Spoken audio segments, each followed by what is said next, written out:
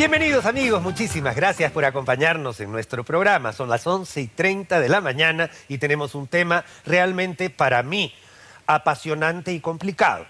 Desde chico fui un niño con hiperreactividad bronquial, es decir, voy a decirlo con todas sus letras, un niño asmático. Y voy a decirlo así porque además con una predisposición genética importante. Mi mamá también tenía un asma bastante rebelde, incluso refractaria muchas veces a tratamientos habituales.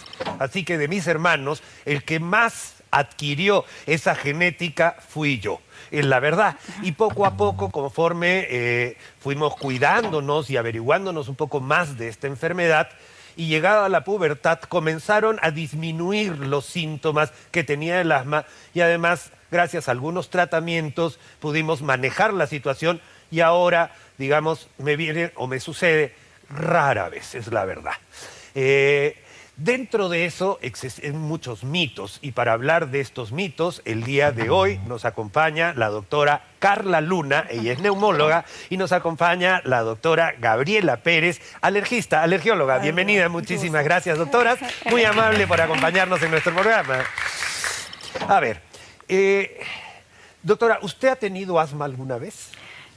Sí, de hecho soy una persona totalmente atópica. Tengo asma, rinitis, conjuntivitis, dermatitis, así que también he vivido y he ido aprendiendo de la enfermedad conforme he ido creciendo. Y yo creo que esa es una de las mejores formas de aprender porque después uno lo estudia y entiende por qué somos así, ¿no es cierto? Y también entiende a los pacientes y su ansiedad cuando tienen algún tipo de este tipo de enfermedades, ¿no? Doctor, ¿usted ha tenido cuadros de asma, de hiperreactividad bronquial? He tenido sí algunos en la niñez, pero no era un asma muy marcada, pero sí en mi familia tenemos casos de atopía. ¿Qué tan frecuente es el asma? Yo diría que hay cada vez más, ¿no es cierto? En niños especialmente. Sí, ciertamente con los años la prevalencia ha ido incrementándose, probablemente por el medio ambiente, por el tipo de la dieta, ¿no? La falta de actividad física, en fin, hay una serie de factores que pueden condicionarnos a la larga que haya más prevalencia. Incluso algunas enfermedades virales. Claro. ¿No? Que te van dejando una secuela que te da y te genera una hiperreactividad bronquial. El fin de este bloque del programa, señoras, amigos que nos están viendo en casa, es romper algunos mitos en relación al asma. Así que con ayuda de las doctoras vamos a ir a romper mitos y paradigmas con respecto al asma bronquial. Muy bien, adelante por favor. ¿El asma se contagia? ¿Quién quiere contestar esta pregunta, por favor? Así, claramente dilo. El asma no se contagia. Okay. Usualmente se puede heredar, como usted lo comentó, ¿no? Principalmente cuando el paciente tiene familiares alérgicos, como en su caso su mami, ¿no? Y usted lo ha heredado, ¿no? Así es, o sea, predisposición genética existe. Hay y es fuerte, o sea, hay una predisposición genética importante. No se contagia, por favor. No se contagia. Ahora, ¿qué es lo que sucede cuando una persona se resfrió o tuvo un cuadro viral importante que le afecta a los bronquios y le desencadena un asma? En realidad no es el asma la que se contagia, sino la infección viral que desencadenó el cuadro de hiperreactividad. Muy cierto, ¿no?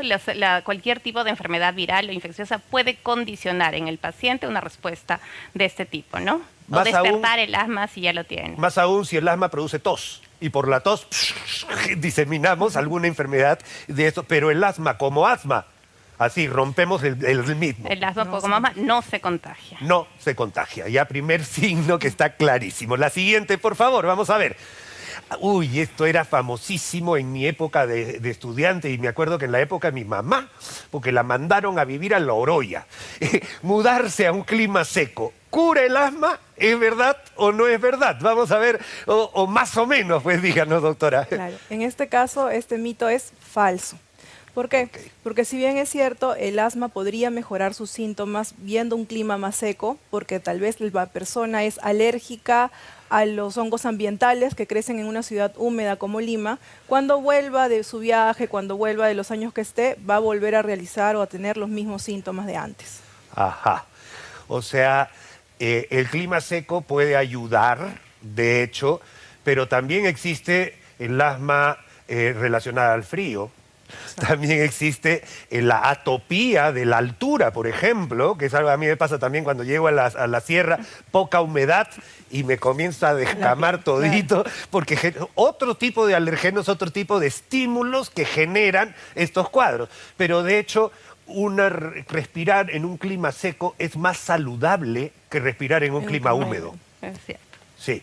Entonces vamos a decirlo pues que no es del todo falso, pero sí, el asma no se cura. No se va a curar. No se va a curar. Pueden mejorar los síntomas. Puede mejorar, pero no se va a curar el asma. Perfecto, entonces este mito también es falso. Vamos al tercer mito. Adelante, por favor, señor director. Ajá. Uy, me interesa muchísimo esto porque es importantísimo. ¿Los inhaladores son dañinos? Doctora, por favor. Bueno, no, los inhaladores son totalmente seguros. De hecho, son dispositivos que permiten que la medicación ingrese directamente a la vía respiratoria, o sea, local, directamente al pulmón, y no afectan otros órganos. Tiene muchísima menos cantidad de dosis y, por lo tanto, los efectos adversos tampoco se evidencian, ¿no? Como cuando tomamos otros medicamentos que son de vía sistémica, o sea, ya sea en pastillas o sea en ampollas. Así que no, los inhaladores son totalmente seguros para el paciente. Y además es una forma muy buena de evitar crisis severas de asma, porque uno además no debe usar los inhaladores cada vez que se siente mal. Ese es un grave error también. Es claro, un tratamiento, ¿no es cierto? Por favor, ayúdenos un poquito con eso. Claro, ciertamente la idea es que el paciente debe llegar a controlar los síntomas de asma, ¿no? El asma es una enfermedad inflamatoria, como hemos mencionado, tiene un componente altamente alérgico, pero el tratamiento también puede ser dinámico y puede ser controlable, que es lo más importante, ¿no? Llegar a controlarlo para que el paciente tenga una adecuada calidad de vida. Perfecto. La siguiente pregunta tiene relación a los inhaladores también, que dicen que las personas se vuelven dependientes del inhalador. Por favor, díganos y por favor, sáquenos de esa duda. Doctora, por favor. Bueno, no se va a hacer una persona dependiente del inhalador, ¿no? Los tratamientos por inhalador van a ser de control, como habíamos comentado, que sí son tratamientos continuos, que son indicados para que el paciente no tenga las crisis. Y cuando tiene crisis se requiere utilizar a veces otras dosis o otros medicamentos. Pero no es que uno se va a hacer dependiente del inhalador, ¿no? Como una persona, un adicto, por así decirlo, no. Pero hay una dependencia psicológica, doctora. Yo he podido ver que efectivamente cuando una persona... ¡Uy, mi inhalador! Y inmediatamente comienza a sentir la necesidad de usar el inhalador. Claro. Porque hay una dependencia psicológica y no es física, y esto está comprobadísimo, ¿no es cierto? Claro. Principalmente en pacientes que han pasado por cuadros de crisis muy severas con y que ya ansiedad, han quedado con cierto grado de ansiedad, tienden a tener esa reacción que usted menciona, ¿no? Sí, pero los inhaladores son muy seguros, efectivamente, y además es una de las mejores armas que tenemos en este momento para combatir las crisis asmáticas, sin lugar a dudas, además. Eso es cierto. Perfecto. La siguiente, por favor, adelante. ¿Puedo practicar deportes si tengo asma? Por favor, es urgentísima esa respuesta. De hecho, el deporte es totalmente recomendado, no solo para el asma, sino para todo tipo de enfermedades crónicas, ¿no? Y en el caso del asma, obviamente con más razón, mejora la calidad de vida del paciente, disminuye el grado inflamatorio, tiene una serie de ventajas. Lo que sí no es recomendable cuando el paciente está en plena crisis, ¿no? Claro.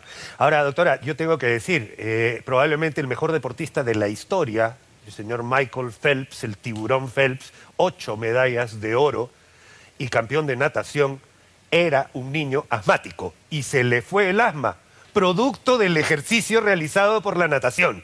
O sea, no solo uno puede practicar deporte, uno debe hacer deporte, especialmente en los momentos en que, lógico, no está en plena crisis asmática, por supuesto. Claro. De acuerdo, o sea, eso también es importante, señora, porque un niño es asmático no tiene por qué restringir la actividad física. Ahora, es recomendable hacer esto paulatinamente, con un buen calentamiento, con una buena adaptación al ejercicio para luego no tener complicaciones. Claro. Perfecto. La siguiente, vamos a ver, nos quedan dos. A ver, si soy asmático, ¿siempre voy a sufrir de los síntomas? A ver. No, como hemos mencionado, el asma se puede controlar y el paciente debe llegar a controlarlos y tener una vida como cualquier otra persona, ¿no? Poder realizar todas las actividades, incluso las que a veces nos prohíben, que no debe salir de noche, no debe tomar cosas heladas, ¿no? El paciente asmático debe tener una vida como todos y está bien controlado. Perfecto, ya lo sabe. Armas tenemos. Hay que acudir a centros especializados. Por último, Vamos a ver. ¿Puedo comer carne de cerdo o marisco si tengo asma?